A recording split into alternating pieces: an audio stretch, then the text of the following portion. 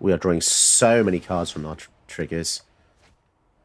Beanstalk, Banner, and Tree. What the hell? Oh my goodness, that's a lot of triggers. Everything is triggered multiple times. What? So this deck is super unique. Aeve Progenitor Ooze. Why is it unique? It's Storm on a green card, and I'm just not sure we've seen too many of those throughout Magic's history. There might have been one or two, but this is quite unique that it's on a legendary creature. So how does it read? It isn't legendary if it's a token, and enters the battlefield with +1/+1 counter on it for each ooze you control. Now, it's very difficult to get this to go off because there's not that many free spells, and you could overload the deck with loads of 0/1 drops, but it just wouldn't feel that effective. So most of the time, it is going to be suboptimum, but it is fun just to see how many you can get, because you can abuse it a few ways with token doublers. So Parallel Lives is an absolute must here, and Doubling Season just makes it pretty crazy. It goes two ways. It goes sideways in the number of creatures you have, and it goes tall in the number of counters that you actually get on it. I did have a few more oozes in the initial build, but again, a lot of them weren't that good. So we're just going to stick with some of the cool ooze-themed cards. Gutter Grime is awesome. Whenever one of your creatures dies, you get a slime counter on this, and then an ooze token equal to the number of counters on it. That also goes off with Doubling Season, which is pretty cool. Biogenic Ooze. You'll notice that everything goes off of Doubling Season here, which is kind of mental.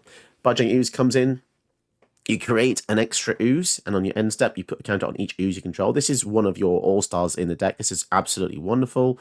We've got Consuming Blob, which makes kind of like Tarmogoyf oozes, because the power is equal to the cards in your graveyard, and the different types of cards in your graveyard, and the toughness is equal to that +1. Kind of interesting. And that's kind of it for the users, to be honest, on the top end. We do have Scavenging Ooze, which is really quite cool. We could have also gone for Changelings, but that's just a little bit boring, I think. Changelings just... I mean, we've got so many Changelings now, you could have a tribal deck without a tribe, which is a bit ironic. But yeah, Railway Brawler is epic as well in this deck. And this goes into my next point, which is Plot. Plot is one of the few ways to get a free spell on subsequent turns. So you put the mana investment in, you can save as many Plot cards as you want, and then play it on the turn you want to go to cast Aeve. Now, when you do that, all your pre-plotted cards will already be paid for, so you're just paying 0. So we've got Railway Brawler, which not only increases the amount of power your creatures has, but it's got Plot. We've also got Outcaster Trailblazer with Plot, and lets you do that as well. So you have to kind of really push the boundaries of how to get a large number of spells out, and that's one of the very few ways. Sandstorm Salvager doesn't work with the Plot mechanic, but it does give you a token, and then they can pay 2 and put candles on each creature token they have. So again, lots of different ways lots of different angles from mono green deck. Really quite interesting. We also have Flare of Cultivation, which is basically cultivate, but it costs 0 mana if you sacrifice a non-token creature. So if you do this on a turn before Aeve, you can sacrifice one of your mana dorks. Do this, again, free spell. And you kind of run out of free spells at that point, so you're going to have a lot of 1-drops and then a few 0-drops that kind of synergize. Mox Hammer's okay. Your Commander's 5, which is very expensive, so Mox Hammer probably won't be getting much use. And the Mishra's Bauble, out of all the 0 mana spells, kind of useful. And it's not the most reliable deck, to be perfectly honest, but it is very fun. And even Reno's Monument can come in handy here, because it makes your creatures cost 1 less, and the cheaper your cards are, the more of them you'll be casting. Similarly with Nylea Keenard, makes your creatures a bit cheaper. Obviously, that is defeated by the fact that if your pips are triple green or something like that, then it's not going to really work. As Incubator can make users too cheaper, so they do stack really nicely. Karn Silex is one of the only ways to board wipe currently in colourless, because green just doesn't have access to it, so you have to dip into colourless. And then we've got some pretty interesting new cards. Well, Emerald Rally makes your stuff cheap as well, but also Winter Moon, because we're using so many basics. If we can slow down our opponent, this is going to be absolutely savage, just using everything in our arsenal.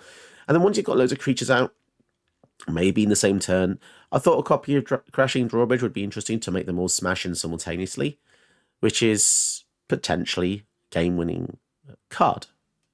But yeah, I think this is a pretty interesting build. I'm not seeing many of these decks, and it's probably because it's really difficult to get off. Not having too many ways to abuse it. It's 5 mana. If it dies, it kind of sucks. But Storm is a very powerful keyword, and they've definitely balanced it here.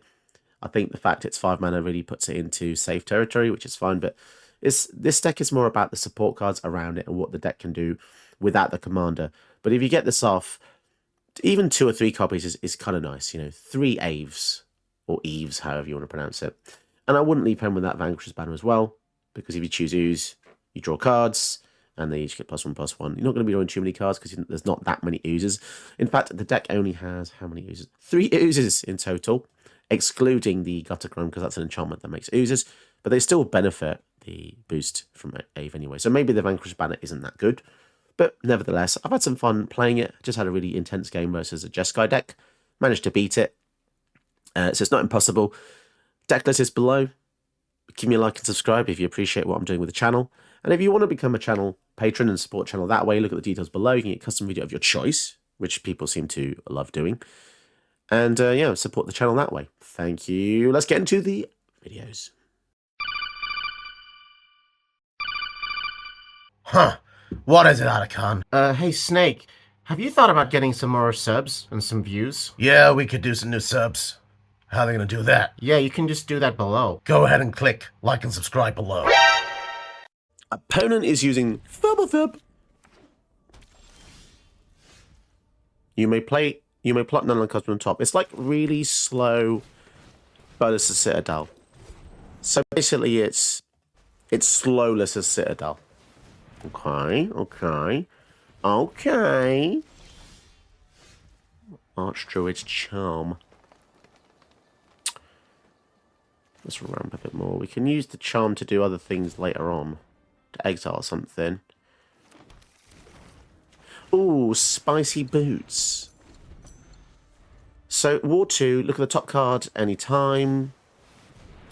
Plot and all that jazz. Oh, key to the archive. Key to the archive. The cheese and chive. Oh, here's a spicy meatball. We could sacrifice the Mystic for Flare and then get the Mars Vandal to do that.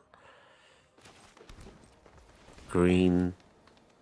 So use the Flare. Cast with alternate costs. Oh, ever so spicy.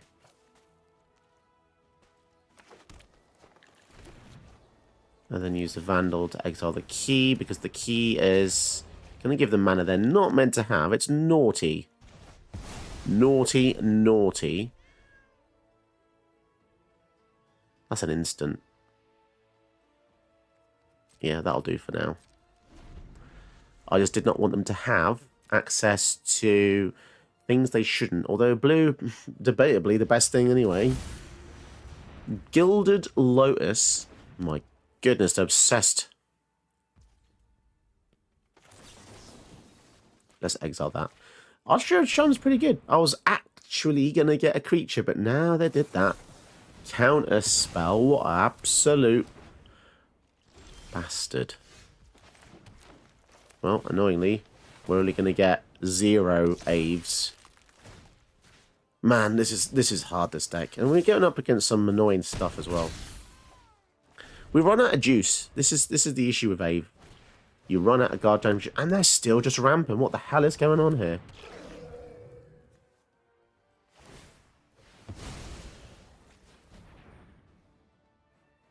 Plot. It's pretty strong, considering he's an idiotic-looking thing with one eye. Pretty strong. So now we can see what cards on top of the deck. I mean, this is not going to be very useful, to be perfectly honest. Island.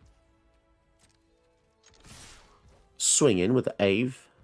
Is it Eve or Aeve? I don't know. Yeah, this is pure nothingness mode here. We're running on absolute nothingness. But, I mean, what do they have? They've got a lot of mana. At least we can see what's coming. But is it really going to matter?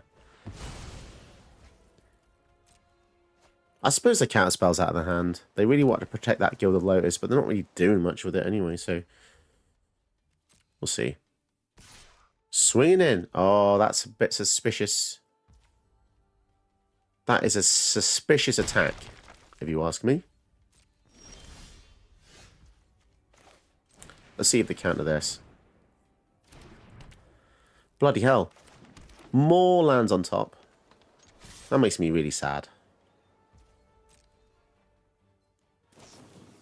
Cyclonic Rift. Jeez. Well, that does mean we can use the Masked Vandal at some other point. We've got no creatures in the graveyard, though. Oh, man. Man, that sucks. But maybe we go for... Oh, they're going to bounce something else. Oh, my goodness. So many things. So many things. So many things. This is crazy. That's so crazy. No wonder why they wanted to keep the Lotus. Okay. Oh, my God. Just more lands on top, man.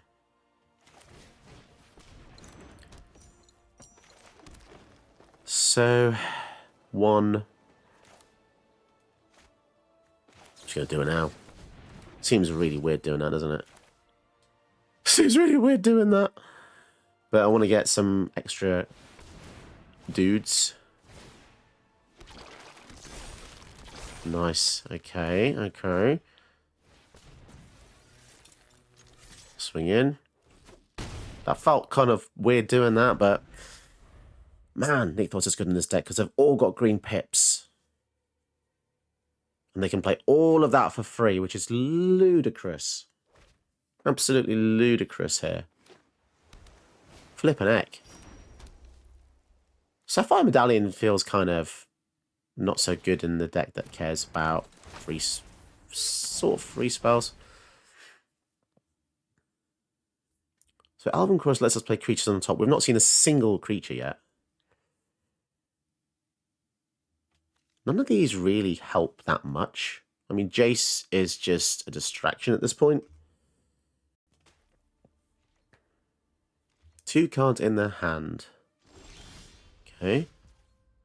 Halfling. Ooh, Defiler.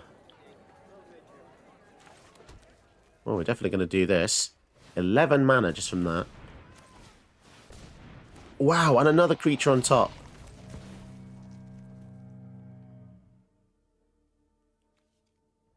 Why are they giving me these 2 choices? That's so strange. That's kind of crazy. Because now we can move that over to here. Swing with all of them. They've got 2-ish mana. Wow, that's insane!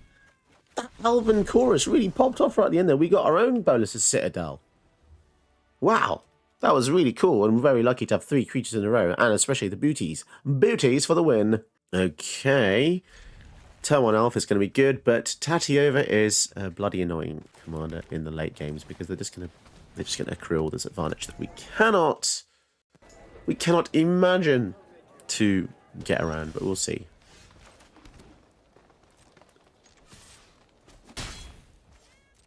Broken Bond hopefully can take care of one of their rocks if they do play one. Explore is annoying because we can't deal with that. Halfling, we can kill that in our turn. That's fine. Ooh.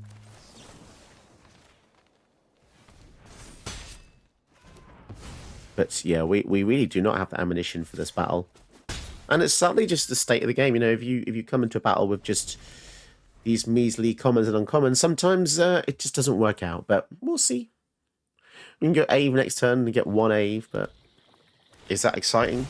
No. We just need something to give us a bit of card advantage. Planeswalker would be good. Crucible of Worlds. Yikes. I think we're just going to spend the turn blowing that up, to be perfectly honest.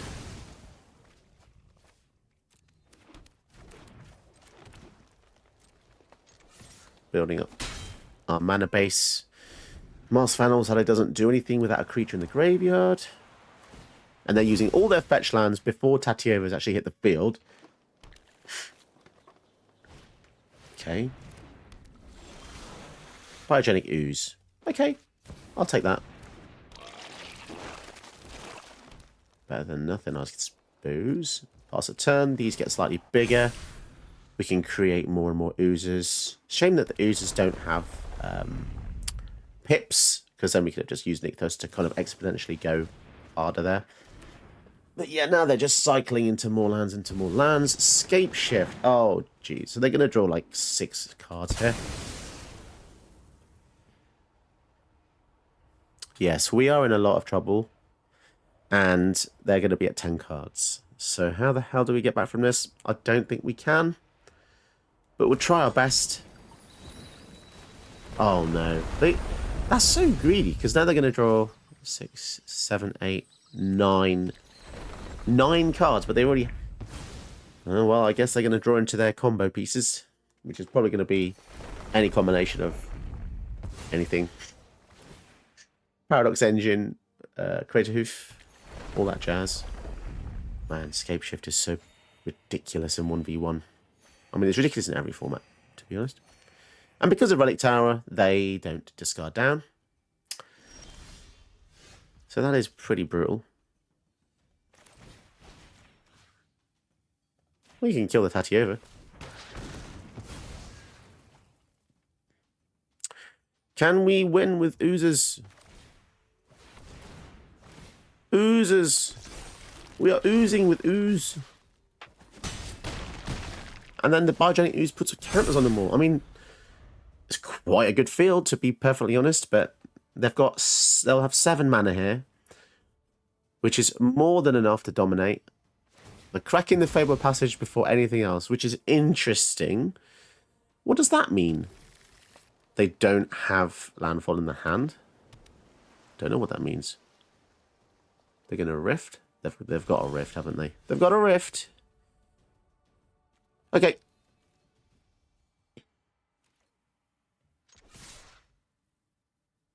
Six. Okay, fine. If they rift, they rift. Well, that was predictable, wasn't it? Well, I guess we go for it again then.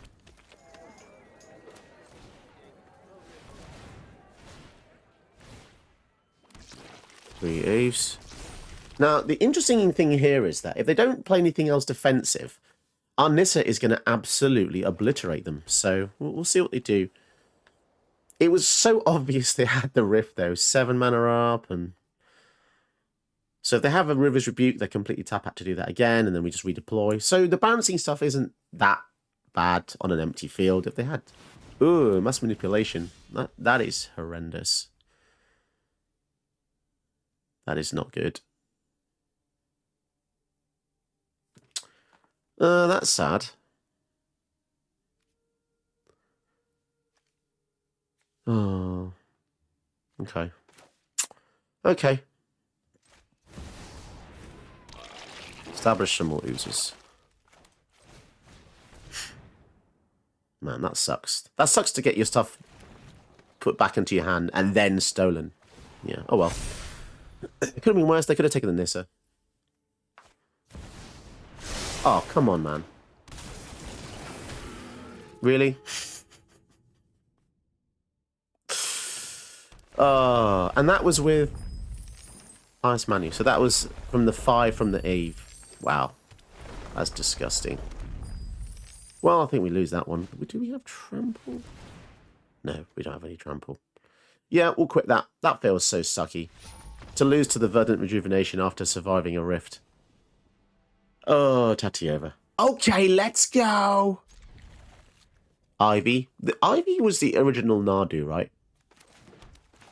Nardu is annoying, but Ivy was annoying first. So let's just remember that, guys, before we initiate the Banhammer. Ivy is still annoying, believe it or not. We could just cash this in now and get ourselves...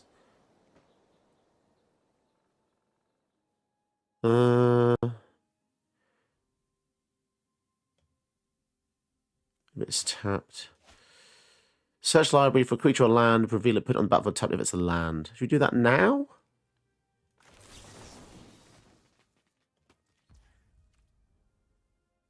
No, that doesn't feel good because we're just trading in mana for mana. I'd rather just naturally draw a land here. There we go. Isn't that nice? We don't have a kill spell for Ivy yet. which is kind of sucky. We may struggle here. We don't have the interruption spells that is really required to deal with this kind of deck. Basically, loads of removal or sack effects. Delighted Halfling Ivy. So there's a small window here. Oh, interesting. Okay, the flare makes it pretty good. So we could... So how can we can tap that, get a mana, which gives us 4 mana total, and then that will give us an extra 1. Not really sure what the best thing to do is. Maybe just chill.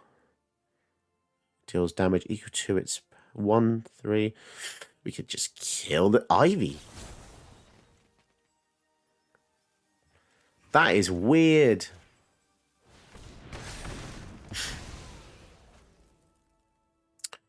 I really like this card now. We could use the flare, but then we lose the goose. It's better to... Yeah, it's better to use the flare in a turn where we also use the food, because otherwise the food would be stranded and useless. The goose is a threat. The goose is a threat. Take down the goose. That's what they're saying. They could just go Ivy 1, 2, 3, 4. I love the paranoia of using that in case we had a counter. Oh, Vivian Reed. God damn it. They've got mana open as well. God damn it.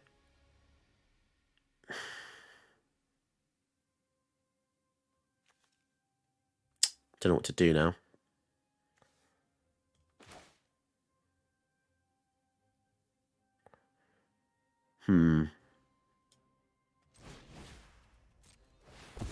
Let's try Parallel Lives.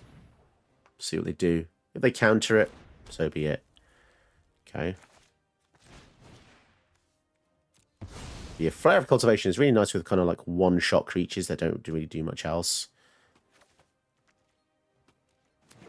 AKA the Goose. Yeah, it would have been nicer in a turn where we could have gone for the Aeve as well.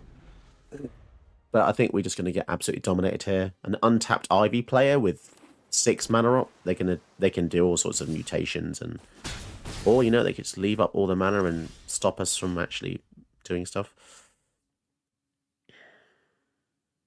Either way, we're not going to resolve any of these things, are we? Let's be honest.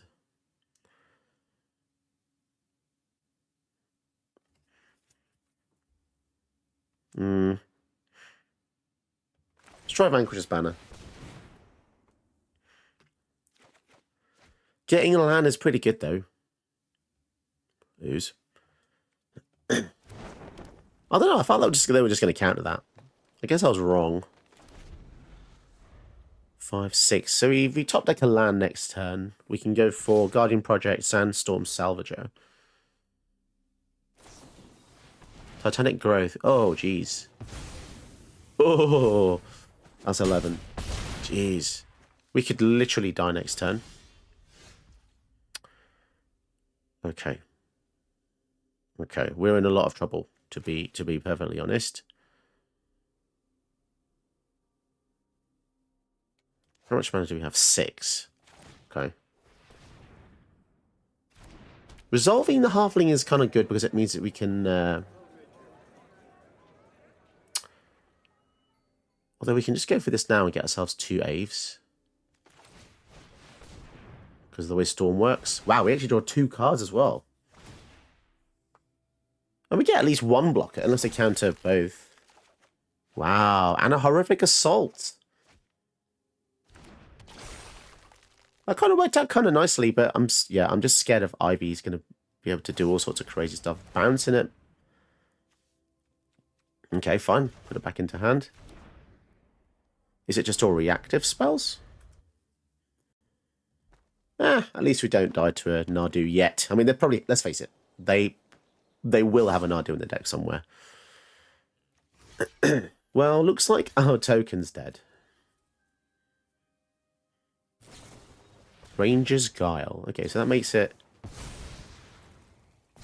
a 2. Huh? That's a bit weird. Ah, time warp. Really? That was their turn? Combat research. Okay.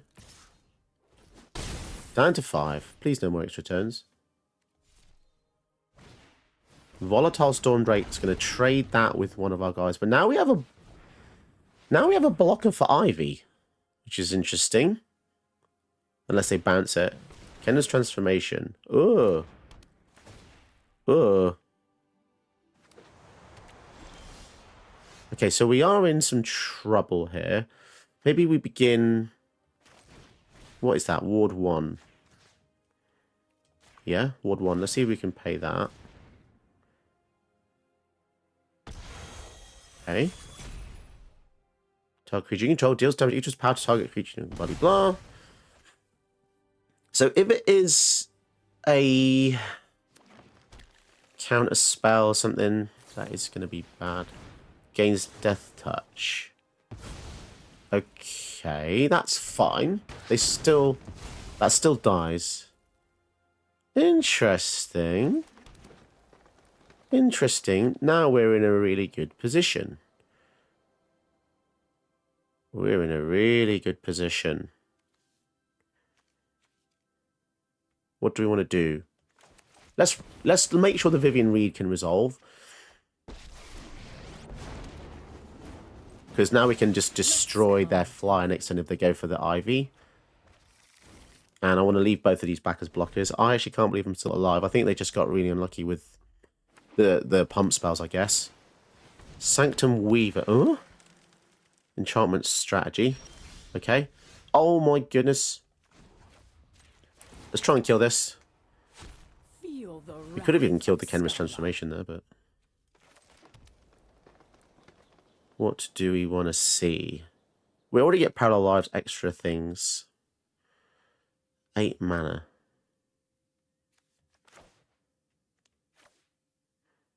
Let's go Tribute. And Guardian Project. We're just going to set up the following turns then.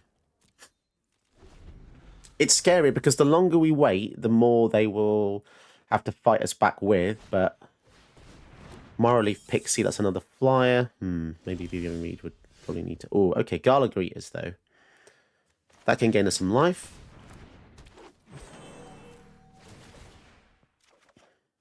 There's an Incubator. Maybe we probably just deal with this now. We don't want to just take aerial damage, do we? No, we don't want to take aerial damage. We are drawing so many cards from our triggers. Beanstalk, Banner, and Tree. What the hell? Oh my goodness, that's a lot of triggers. Everything is triggered multiple times. What? That's freaking bonkers the amount of triggers you can get in this deck. Did you know that you can help my channel by watching another one of my videos? Go ahead, you know you want to.